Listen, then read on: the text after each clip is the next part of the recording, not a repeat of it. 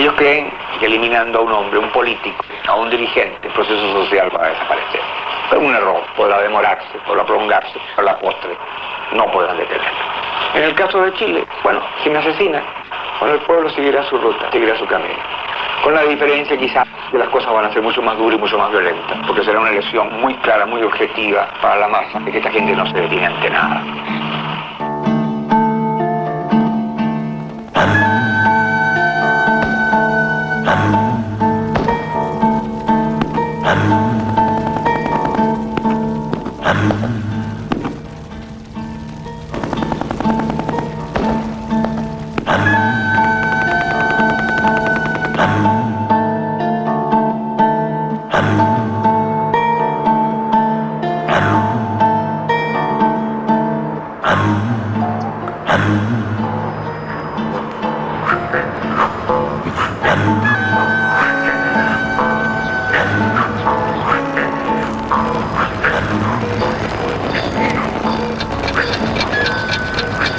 Muy temprano, alrededor de las 5:30 de la mañana, me llama el secretario del comandante en jefe.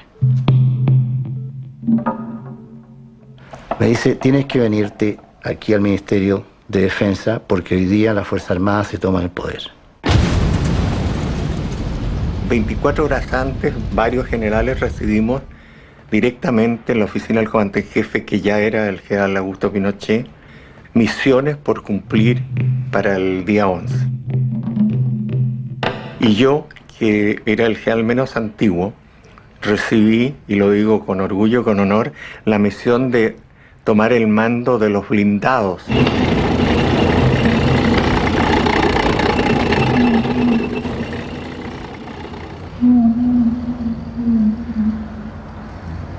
Yo tomé mi guardia a las 6 de la mañana en Tomás Moro. A las 6:15 aproximadamente sonó uno de los teléfonos. La llamada venía del general Urrutia. Golpeé suavemente. El presidente me respondió entre dormido. Una exclamación, ¿qué pasa?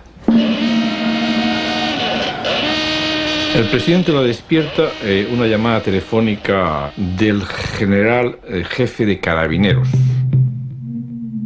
que le informa que en Valparaíso la marinería se ha sublevado. Acto seguido, yo entro en el despacho del presidente y la encuentro en bata, recién con ropa de haber salido recientemente de la cama, y marcando los teléfonos, diciéndolo, ninguno de los comandantes en jefe está contestando.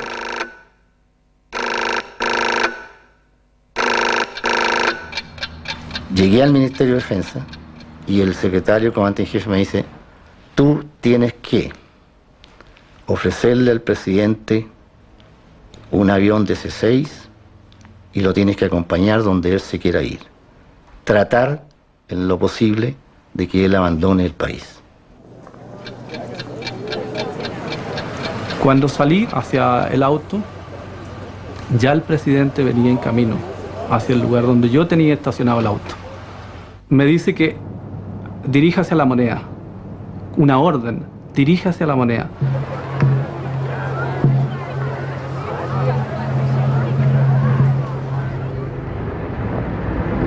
Cuando salimos, las calles estaban todas solitarias. No recuerdo haber encontrado vehículos en el trayecto, ¿no? Era una ciudad fantasma. En el transcurso del camino yo le pregunto a Raúl, ¿qué pasa? Me dice, y contesta el doctor, se ha alzado la Marina, compañero, corra. Tenemos que llegar antes que la Marina. De ahí no hubo más diálogo. El presidente, cuando se dirige desde su residencia personal hacia el Palacio Presidencial de la Moneda, la información de que dispone es que el ejército está respaldando al gobierno e igualmente Carabineros, que son las dos fuerzas militares básicas a partir de las cuales podía perfectamente hacer frente y sofocar el amotinamiento.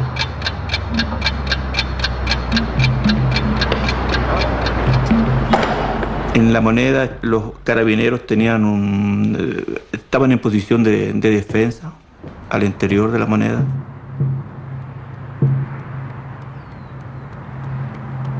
Como un cuarto para las 8 me despertó el teléfono y era ya Salvador, que se había trasladado a La Moneda. Y estaba tan convencido de que no iba a pasar nada en Tomás Moro, que me pidió que me quedara y que llamara a mis hijas incluso, que fueran con los nietos a acompañarme, porque creía que era un lugar seguro, que no iba a pasar nada. Le salva el presidente de la República, desde el Palacio de la Moneda.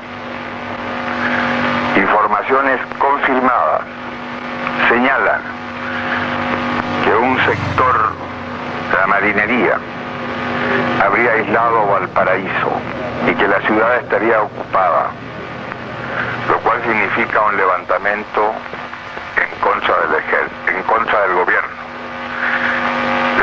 legítimamente constituido, del gobierno que está amparado por la ley y la voluntad de los ciudadanos. Llegué precisamente cuando el presidente Allende, en su despacho, con un teléfono móvil, porque ya se habían cortado los otros teléfonos, estaba en comunicación con Radio Magallanes.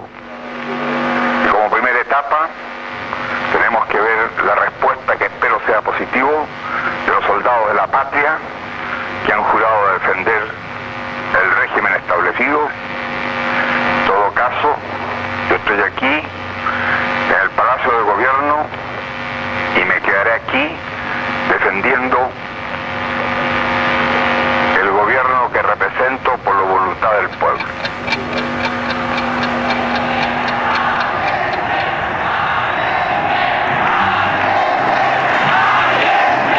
Noviembre de 1970. Salvador Allende asume la presidencia de Chile diciendo: "El pueblo entra conmigo a la moneda". Allende es el líder de un sólido movimiento popular cuya columna vertebral es la alianza de los partidos socialista y comunista. La victoria de la izquierda chilena despierta entusiasmo en toda América y en Europa. Tenemos la pretensión, y eso sí que lo voy a decir con modestia, de estar creando un camino distinto y demostrar que se puede hacer estas transformaciones profundas que son el camino de la revolución. Y nosotros lo hemos dicho, y tú sabes perfectamente bien, que hemos dicho que hay que crear un gobierno democrático, nacional, revolucionario y popular, que abrirá el camino al socialismo. Allende presidente representa la cristalización de los anhelos del Chile popular. Después de tantos años de lucha, la construcción de una sociedad más justa parece posible. Allende es la esperanza de una verdadera revolución sin violencia, la primera en el mundo instalada gracias a los votos y no a los fusiles.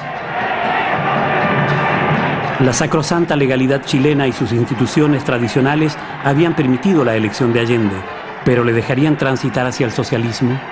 Aunque legalista, la revolución de la Unidad Popular iba a herir a poderosos intereses que desde un comienzo prepararían respuestas violentas.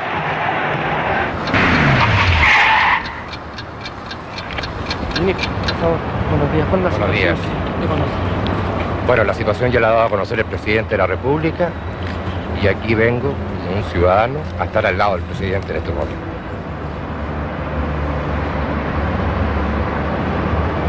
El plazo hasta las 11, si no será bombardeado, se dice, se formaba una radio. El plazo lo dio el pueblo de Chile hasta el 3 de noviembre de 1976. Cuando llegué había una gran agitación en La Moneda. Había mucha gente, ¿no? Con el correr de los minutos se fue haciendo muy tenso.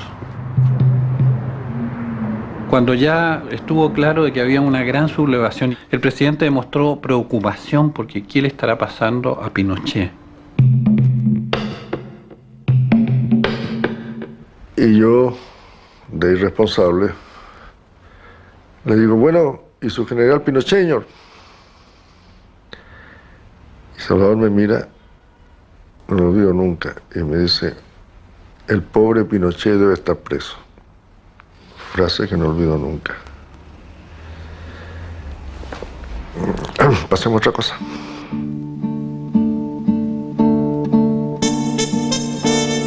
El general Augusto Pinochet había sido nombrado comandante en jefe del ejército por el presidente Allende apenas 18 días antes del golpe de Estado. De lejana ascendencia francesa, Pinochet era un oficial sin carisma ni brillo particular. El general no desperdiciaba una sola ocasión para reiterar su lealtad a la Constitución y al jefe de Estado. Allende iba a llamar el 10 de septiembre de 1973 a un plebiscito para solucionar la crisis política del país. Si perdía, el presidente iba a renunciar. La confianza que Allende tenía en Pinochet era tal que lo puso al corriente de esta iniciativa aún secreta. El general convenció entonces al presidente para que postergase el anuncio hasta el 11 de septiembre. Allende nunca pudo convocar a ese plebiscito.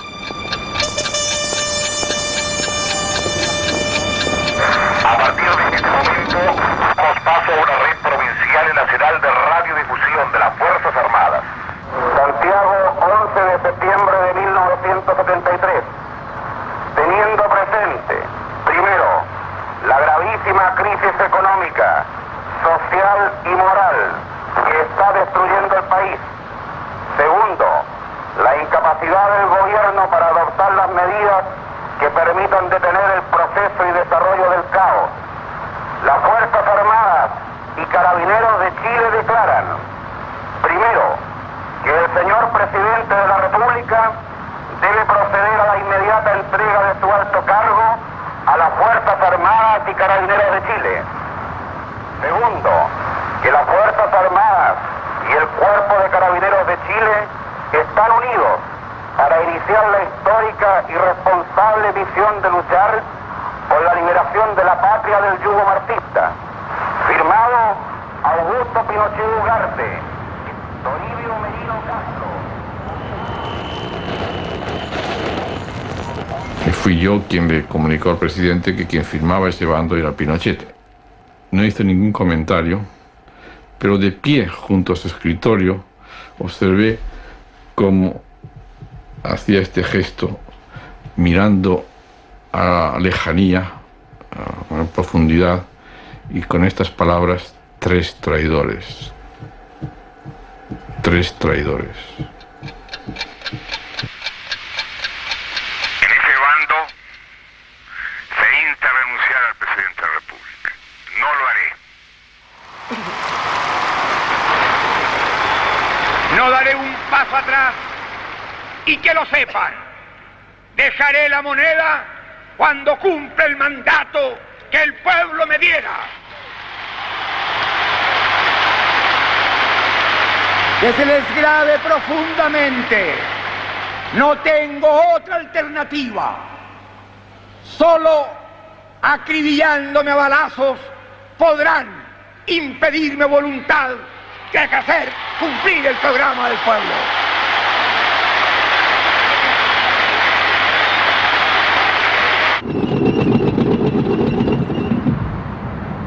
Ahí entré más o menos 8:45 cuando ya los tanques estaban alrededor de la Moneda. Cuando llega el presidente a su despacho, yo le digo: señor presidente, le vengo a ofrecer un DC-6 que está en Cerrillo con la tripulación que yo conozco para que nos vamos del país. Yo tengo orden de ir a dejarlo donde usted quiera, delante de los otros 2 decanes. Y el presidente me dijo: comandante, dele usted las gracias a su institución, pero yo no me voy a ir del país y yo me voy a suicidar si tratan de aquí me sacan muerto. Y él pescó una metralleta que tenía al lado y se la puso en la boca y dijo cómo lo iba a hacer delante de nosotros.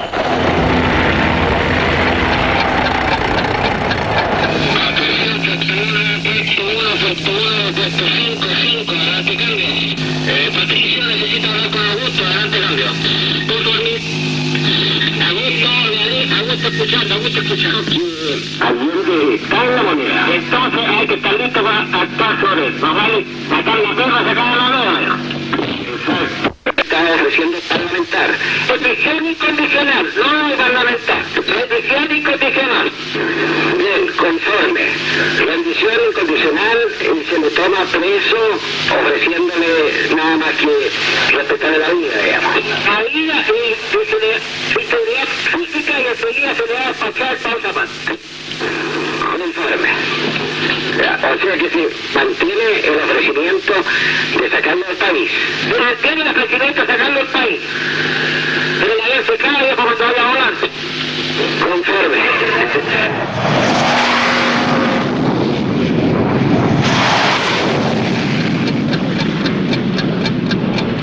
En este momento pasan los aviones. Es posible que nos acribillen, pero que sepan que aquí estamos, por lo menos con nuestro ejemplo, para señalar que en este país hay hombres que saben cumplir con la obligación que tienen.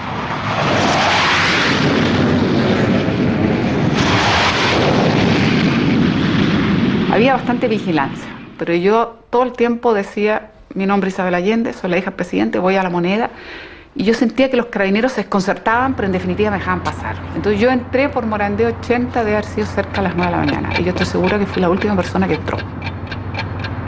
A las 9, las fuerzas de carabineros que estaban protegiendo el Palacio Presidencial son retiradas. Y es el momento en que él se da cuenta de que ha habido un golpe interno de carabineros que ha aislado el alto mando, leal al gobierno, aislados de las unidades.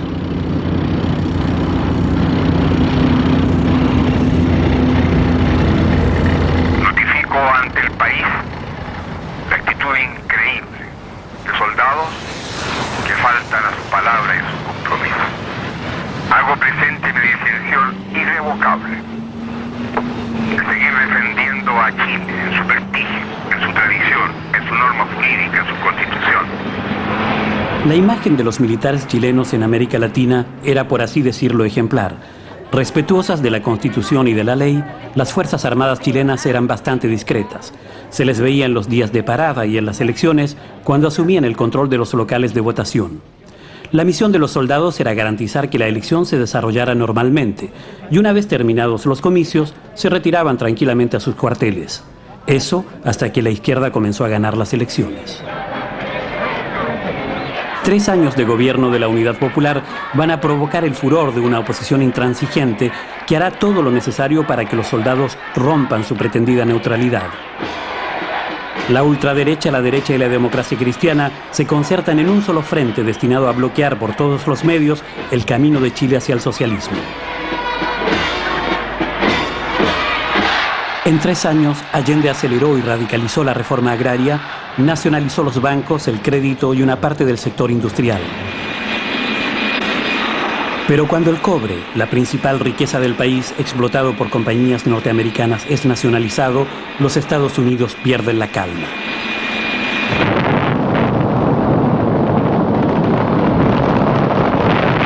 El presidente Nixon autoriza los gastos necesarios para desestabilizar a ese gobierno, cuyo ejemplo puede ser contagioso. Nixon implementa un bloqueo no declarado oficialmente, pero sumamente eficaz. La CIA financia huelgas como la de los comerciantes y la de los camioneros. La inflación galopa, el país se paraliza, surge el mercado negro. El poder de compra de los pobres ha aumentado, pero ¿para comprar qué? Allende tiene que enfrentar las divisiones internas de la izquierda, los ultras que quieren avanzar sin transar y los moderados que prefieren consolidar antes de ir más lejos. Pero con todo, el apoyo a Allende no disminuye, al contrario, en cada nueva elección el porcentaje de votos en favor de la Unidad Popular aumenta. La derecha, la democracia cristiana y la CIA constatan que será muy difícil derrotar a Allende por las vías legales.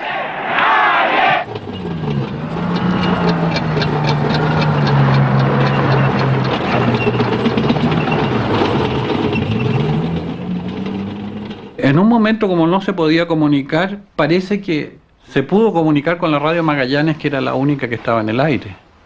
Entonces se agachó a tomar un teléfono y ahí empezó a hacer su discurso de las grandes alamedas. Sí, ya compañero, compatriotas, esta será seguramente la última oportunidad en que me pueda dirigir a ustedes.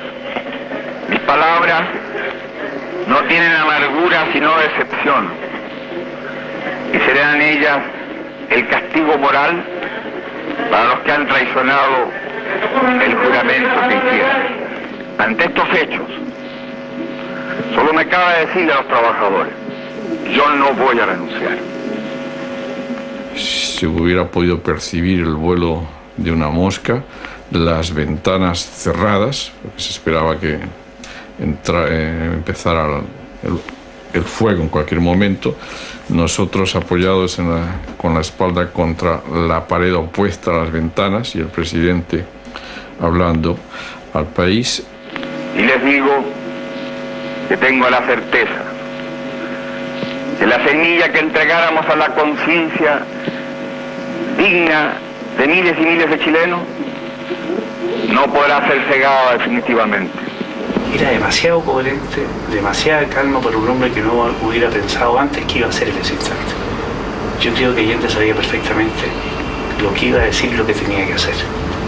Seguramente Radio Magallanes será callada y el metal tranquilo de mi voz no llegará a ustedes, no importa. Lo seguirán oyendo. Siempre estaré junto a ustedes. Yo miraba al presidente, ¿no? Pero a mí era una cosa irreal estar viendo esto, el hombre que sabía que probablemente iba a morir, de ser un discurso tan bello, ¿no? Tengo fe en Chile y su destino. Superará otros hombres este momento gris y amargo donde la traición pretende imponer. Sigan ustedes sabiendo que mucho más temprano que tarde, de nuevo, abrirán la grande Alameda por donde pase el hombre libre para construir una sociedad mejor. Yo creo que él en ese momento estaba pensando en la historia. Pero que aprovechen la lección. El capital foráneo, el imperialismo, unido a la reacción, creó el clima para que las Fuerzas Armadas rompieran su tradición. Las intervenciones de los Estados Unidos en contra de Allende no comienzan en los años 70. En 1964, cuando el principal adversario de Allende era el demócrata cristiano Eduardo Frei, los Estados Unidos ya manipulaban los hilos de la política chilena. A total of $2.7 million was spent through the CIA for the election, and many millions more were given by people contacted by the United States in Europe and in the private and public sectors, so that the Christian Democratic Party of Italy, the Vatican, the Royal Household of Belgium, of the Netherlands, the German Christian Democratic Party, and many others, or private organizations, the Catholic Church in the United States, were contacted so that enormous sums of money were funneled in, and the CIA was the kind of traffic cop pointing to where it should go. The money was for an enormous propaganda campaign on behalf of Frei and warning about the communist threat that Allende represented. That was the propaganda. The second part went to persuade people opposed, parties opposed, and personalities opposed to Frei to switch over to support of Frei. La estrategia estadounidense, todos contra Allende, funciona. La derecha chilena renuncia a su candidato para apoyar a Frei, quien asume así la presidencia de Chile por 6 años. Tenaz, Allende es por cuarta vez el candidato de la izquierda en 1970. Esta vez la democracia cristiana y la derecha se presentan separadas a las elecciones. A 3 bandas, Allende logra finalmente la primera mayoría. Pero entre el 4 de septiembre, fecha de la elección, y el 4 de noviembre, día en que asume el nuevo gobierno, un sórdido complot se organiza con el apoyo una vez más de los Estados Unidos. En la Casa Blanca, el presidente es Richard Nixon. He ordered the CIA to prevent Allende from assuming the presidency. Oh, they were leaning on me to put pressure on Frei and to put pressure on the military, which I avoided doing. The pressure on the military to do what? To intervene, to have a coup. To, in effect, stop Allende from being president. A pesar de la oposición del embajador a ese plan, Nixon y su secretario de Estado, Henry Kissinger, favorecen un golpe militar. El agregado militar de la embajada estadounidense en Santiago intensifica sus contactos con los soldados. Ya no rinde cuentas a su superior inmediato, el embajador Corey, sino directamente a la CIA. All that from Nixon came from Nixon. So the orders you had from the CIA in Santiago Were from Kissinger, Haig, Nixon. El 12 de octubre de 1970, el embajador Corey, que sospecha que algo se trama a sus espaldas, es convocado a la Casa Blanca, en donde se reúne con Kissinger y con Nixon. He was at his desk, and I sat, I guess, to his left and Henry to his right on either side of the desk, and he launched into a 5 or 6 minute disquisition on how he was going to smash Allende. He kept pounding his fist into his hand, called him an SOB, and I think also a bastard. He said, that SOB, that SOB. Señor Nixon es presidente de Estados Unidos y yo soy presidente de Chile. Yo no tendré un término despectivo contra el señor Nixon mientras el señor Nixon respete al presidente de Chile. Si ellos rompen con esto que es una obligación, si una vez más van a hacer tabla rasa de la autodeterminación y de la no intervención, se van a encontrar con una respuesta digna de un pueblo y de un gobernante.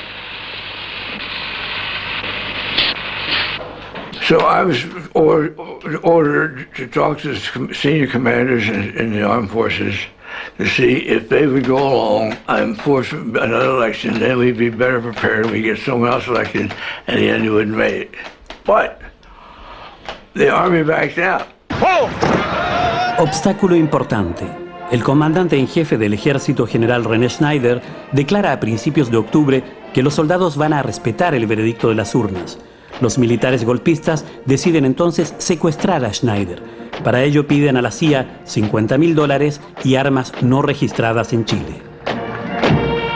More than 8 machine guns and a dozen gas masks and tear gas. Las armas entran a Chile en la valija diplomática de la embajada estadounidense. El agregado militar las entrega personalmente a los complotadores el 22 de octubre de 1970 a las 2 de la madrugada. We gave it to the various officers in the Army, Navy, and Air Force.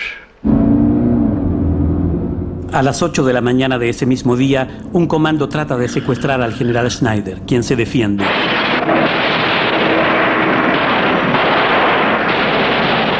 El jefe del ejército es herido mortalmente en su automóvil. Chile no está habituado en esa época a los crímenes políticos. Una profunda conmoción aflige al país. Allende asiste a los funerales en compañía de Frei. El resultado del complot es exactamente lo contrario de lo que Nixon y Kissinger esperaban. El 4 de noviembre de 1970, Salvador Allende asume la presidencia de Chile. Se entrega de la insignia del mando supremo de la nación. Pero el hostigamiento va a continuar. Durante 3 años, los Estados Unidos aplicarán una estrategia permanente de desestabilización contra Allende, con el apoyo de la derecha y de la democracia cristiana. Las Fuerzas Armadas y el Cuerpo de Carabineros de Chile reitera al pueblo de Chile la absoluta unidad de sus mandos y tropas y su decisión inquebrantable de luchar hasta las últimas consecuencias para derrocar al gobierno marxista. Allende empieza a recorrer los lugares de los compañeros. Cuando llega al lado mío, manifiesta a sí mismo: cuidado, compañero, con que se le escape un tiro. Cuando el ataque se provoque y ya estén atacando Palacio, es cuando ustedes entren en combate. En La Moneda, la gente que contábamos con armas para defendernos, no éramos más de 20 de la Guardia Personal, más efectivos de la Policía Civil, que también permanecieron con nosotros, y también el presidente Allende, que al mismo tiempo hacía parte como un soldado más.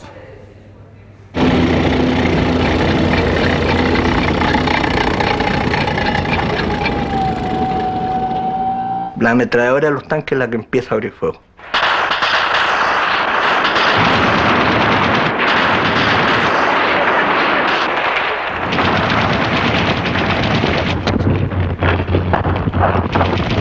Bueno, cuando ya empezó, digamos, la balacera, nosotros se nos dio orden de tomar posición, ocupar el Ministerio de Obras Públicas. Nos ubicamos en el 7º o 8º piso primero, hasta que empezaron a aparecer las primeras tropas de infantería del ejército. No teníamos ningún medio de comunicación salvo los teléfonos con los cuales nos estábamos comunicando directamente con el interior, con La Moneda. Nuestro rol era tener cubierto de que los milicos no entraran por Alameda.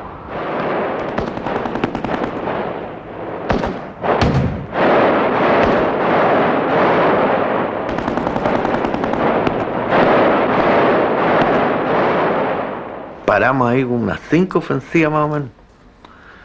Y prácticamente por ahí no pudieron pasar.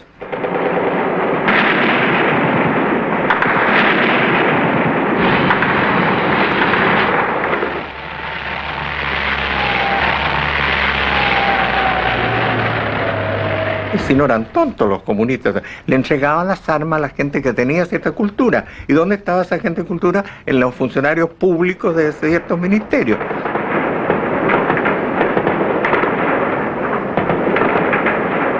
Se ha hablado mucho después de los francotiradores, que habían grupos, que era un grupo enorme. Éramos 8 compañeros.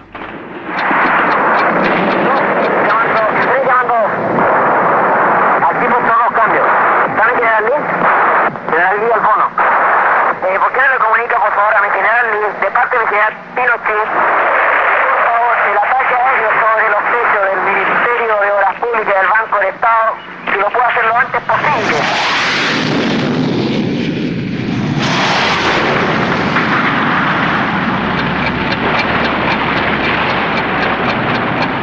Y en un momento el presidente se nos perdió.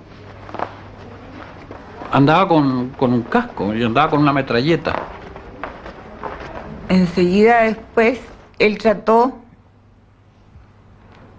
de disparar. Iba a cada ventana de Moneda y de ahí entonces yo pedí a Girón que trataran de tirarlo porque iba a ser como un blanco para los militares, ¿no?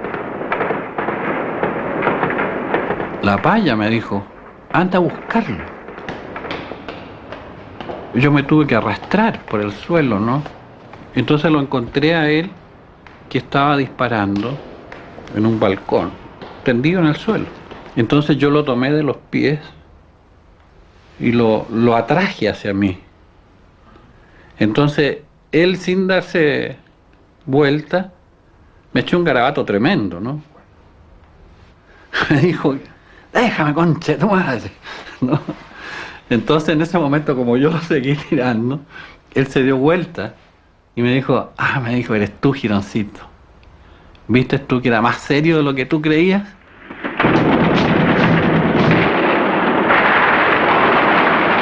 En ese momento, dentro del Palacio de la Moneda, después de 2 horas de cruce de fuego, lo que se respiraba en el ambiente era aliento de la muerte.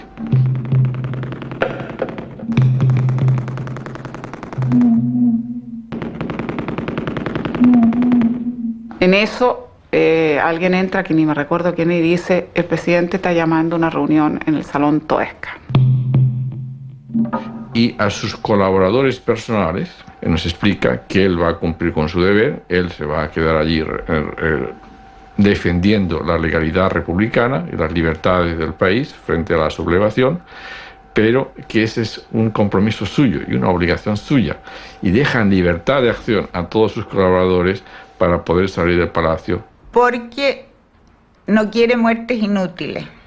El que no tenga un arma, el que no sepa disparar, prefiere que parta. Nadie se fue.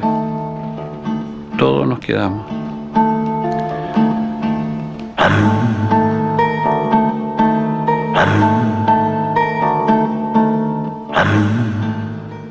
Era una forma de responderle a mi institución como funcionario profesional de investigaciones, como también la lealtad con el presidente Allende.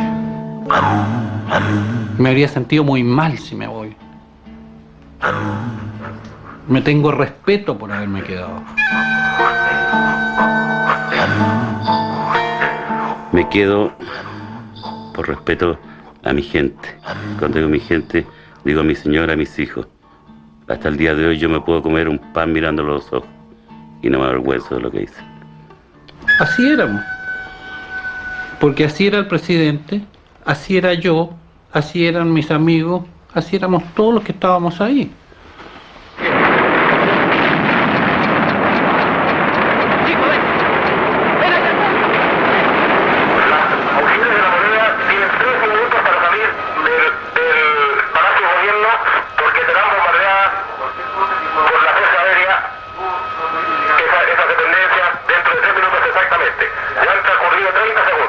Bueno, y nosotros en un par de momentos, mi padre entró allí y sobre todo se dirigió a Beatriz y a mí, tratando de convencernos que teníamos que irnos, que él no quería que nosotros estuviéramos allí.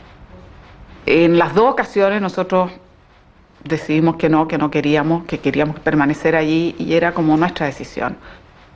Finalmente, casi por una tercera y última vez fue más dramático y al final ya dijo, mire, yo no les voy a rogar, les voy a simplemente exigir que se vayan, o sea, ustedes se van. Y finalmente nosotros con mi hermana nos intercambiamos. Mi hermana más tenía un embarazo de 7 meses y nos dimos cuenta que en realidad lo que estábamos provocándole era más bien angustia. Sentimos que no era justo, digamos. Por lo tanto decidimos en ese momento que había que irse. Él nos acompañó exactamente hasta la puerta de Morandé 80. Nos abrazamos, silencio, sin muchas palabras, nada, nadie dijo nada. Yo creo que son momentos que las palabras están de más. Yo no tengo conciencia que haya sentido que se iba a ser la última vez que yo le iba a ver. La paya, que se escondió para no irse. Yo no partí porque yo había decidido quedarme hasta el final al lado del presidente. Después en el patio me abrazó y supo y me dijo que sabía que yo me las arreglaría de alguna manera para desobedecerle. No es que haya desobedecido, no oí cuando las hizo salir la última vez. El Palacio de la Moneda deberá ser evacuado antes de las 11 horas. De lo contrario, será atacado por la Fuerza Aérea de Chile. Los trabajadores deberán permanecer en sus sitios de trabajo, quedándoles terminantemente prohibido abandonarlo. En caso de que así lo hicieren, serán atacados por fuerzas de tierra y aire.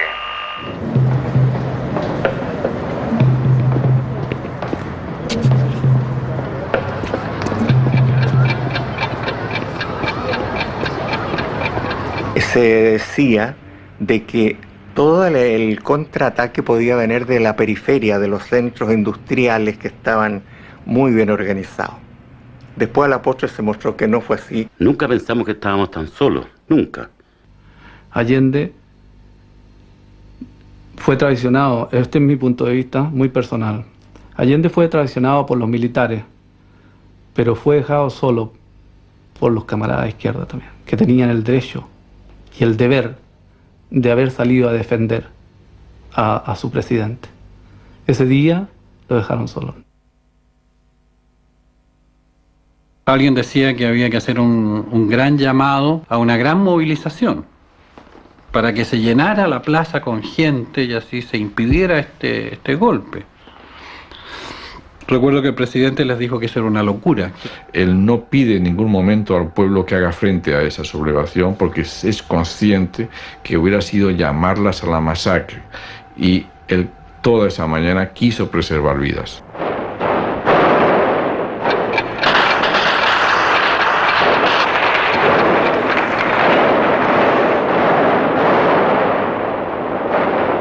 Se había hecho muy intenso el bombardeo terrestre. Había mucho disparo.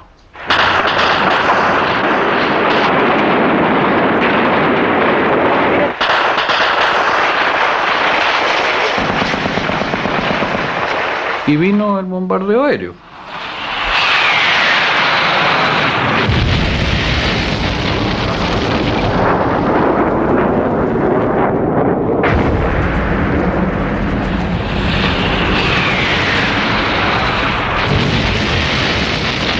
Aquí en Chile nunca nadie había vivido un bombardeo. Era terrible escuchar las explosiones de los cristales, las bombas, el polvo, el fuego.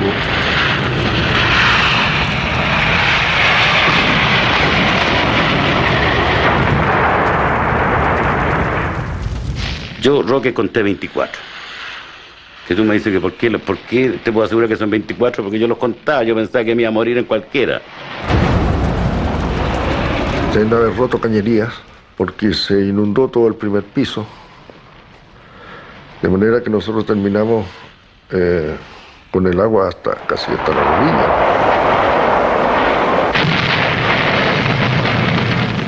Parece que dispararon bombas lacrimógenas también, porque el aire era realmente irrespirable.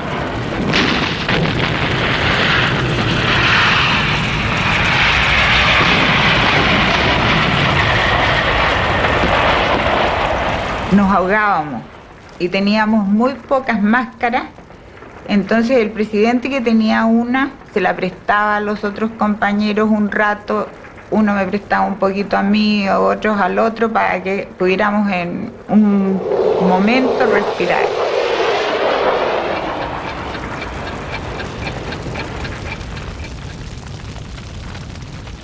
El primero que se paró fue Salvador, que andaba con casco. Me dijo una cosa, me dijo: nosotros no tenemos miedo, ¿no, negro? Me dijo. Entonces yo le respondí una grosería, le dije: no, presidente, miedo no tengo, lo que tengo es susto, estoy cagado de susto. Entonces se rió un poco.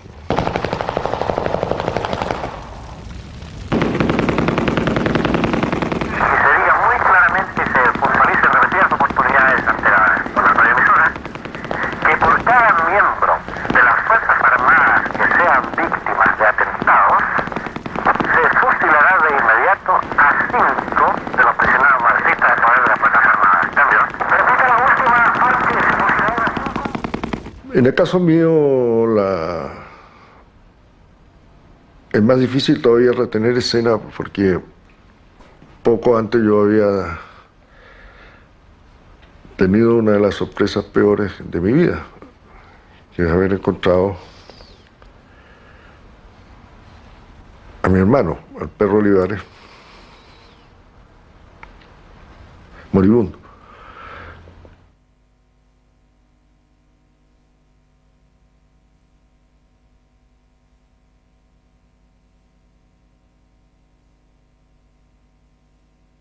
Yo lo tomé en mi falda y a los pocos momentos él falleció. Tenía una herida que se había autoinferido.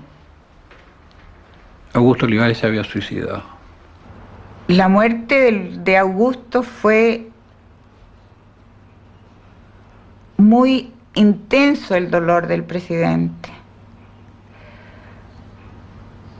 Yo pienso que fue como el comienzo de la muerte misma de él. Y en medio de todo ese infernal, donde para hablar así costaba, todos nosotros observamos un minuto de silencio y se le rindió el primer homenaje al perro.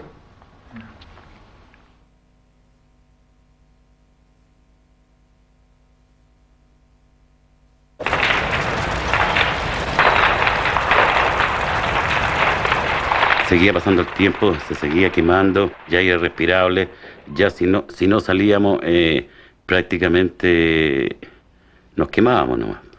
Entonces el presidente, pensando, yo creo, en la posibilidad de salvarnos, decidió seguir en la orden de rendirse y que nosotros bajáramos al primer piso.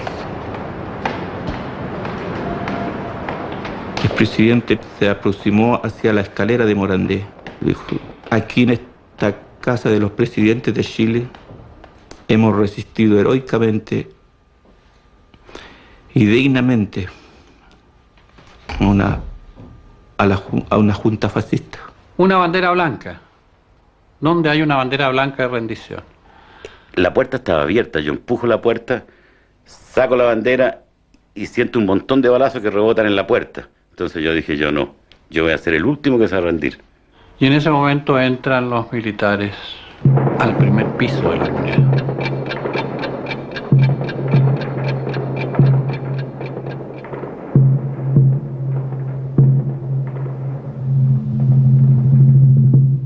El chileno tiene mucho del alemán, no sé por qué, sí, en el ejército, pero sabe combatir y es un buen combatiente.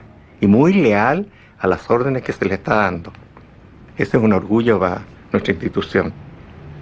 Los soldados después se mostraron como los valientes, heroicos, pero no fueron capaces. Tuvieron que destruir la Moneda, tuvieron que enviar la aviación, quemarla, incendiarla, para poder derrotar a 26 compañeros que estaban adentro armados.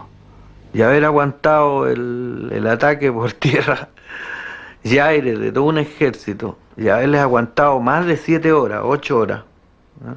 Yo creo que esto es una proeza. Yo creo que esto es una proeza y esto es una vergüenza para el ejército chileno.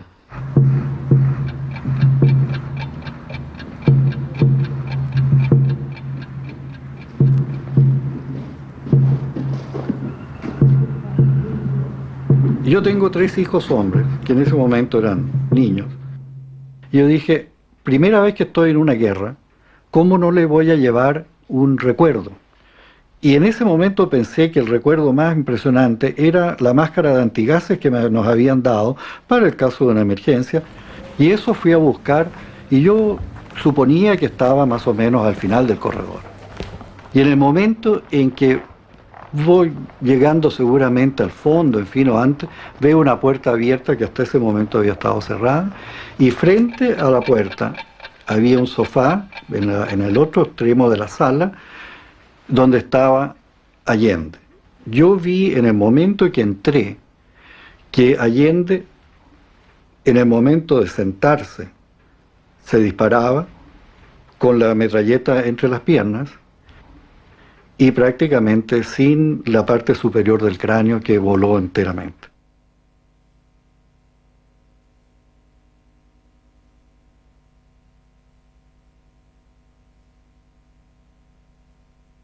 Y en ese momento estaba el presidente muerto y estaba yo solo en la pieza, no había nadie más. Así que yo tuve tiempo de tomar un pequeño asiento que había y colocarlo al lado del presidente. Realmente yo sentí que era como un compromiso final mío, quedar cuidando el cadáver.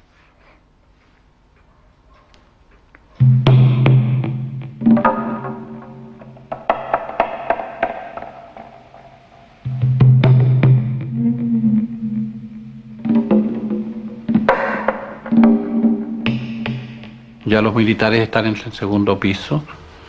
También me empujan en la fila y finalmente bajamos la escala donde somos brutalmente golpeados.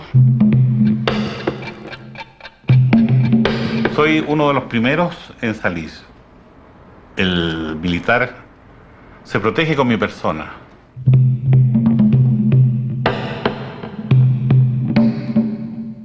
Soy detenido, inmediatamente se me pide que suelte el arma, a culatazos, inmediatamente me cae la troma, me ordenan que ponga las manos en la nuca y que salga por la puerta de Morandé 80.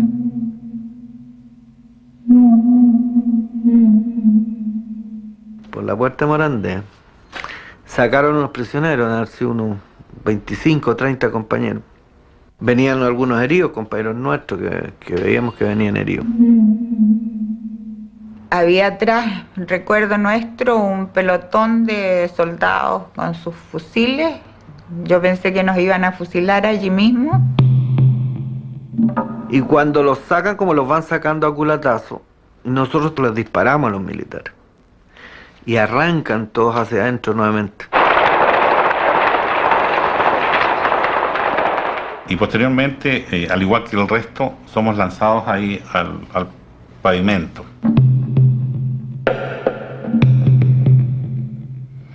Fueron momentos difíciles esos porque en la esquina había un tanque.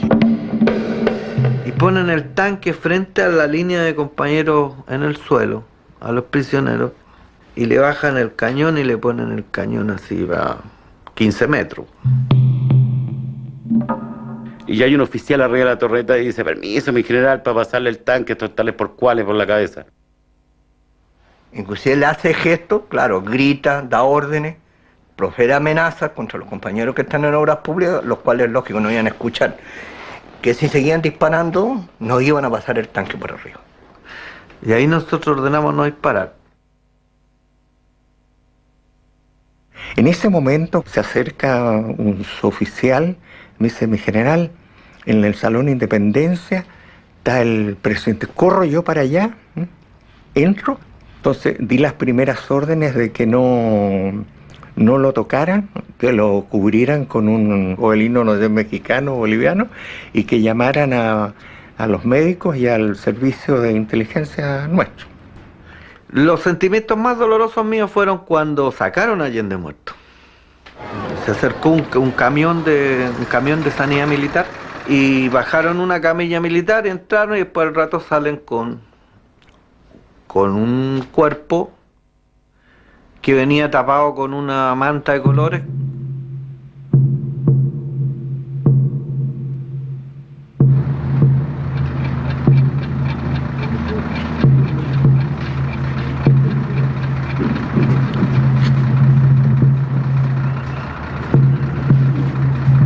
Nosotros no tuvimos ninguna pérdida, excepto el presidente, que dicen que el presidente él mismo se disparó. Es muy posible que así, y ojalá así haya sido, de que nadie pueda, ninguno de estos criminales que hicieron esto, asaltar el símbolo de la democracia, no haya tenido ese placer de asesinar al presidente.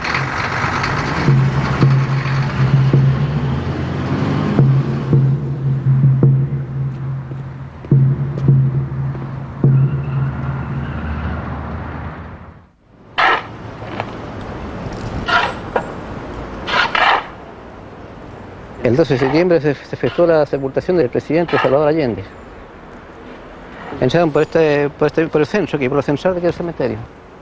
Seguimos siguiendo la calle principal aquí del cementerio. Más o menos venían, de los uniformados venían 6 oficiales de cada rama de la Fuerza Armada. Y venía la señora Hortensia Bussi de Allende. Y hemos atravesado el cementerio hasta llegar al mausoleo de Eduardo Grove Vallejo, casado con Inés Allende. Aquí se detuvo el carro ese día, el carro funerario, aquí se detuvo. Y aquí se procedió a la sepultación. Antes de que bajaran el cajón, hice un esfuerzo de no derrumbarme. Nadie me vio llorar. Me tragué mis lágrimas. Ni una sola lágrima, porque dije, estos no me van a ver llorar. De aquí ella sacó una hortensia, esa flor aquí, llegó es lo que sacó y eso es lo que lanzó ella para abajo al nicho. Y dije fuerte, quiero que sepan que aquí estamos enterrando a Salvador Allende en forma anónima, porque no quieren que se sepa. Pero yo le pido a usted, a los sepultureros, los jardineros, a todos los que trabajan aquí, que cuenten en sus casas que aquí está Salvador Allende para que nunca le falte flores.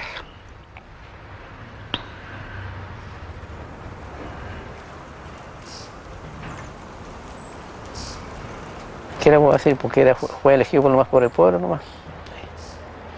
Y en el sello consideré mi voto, yo.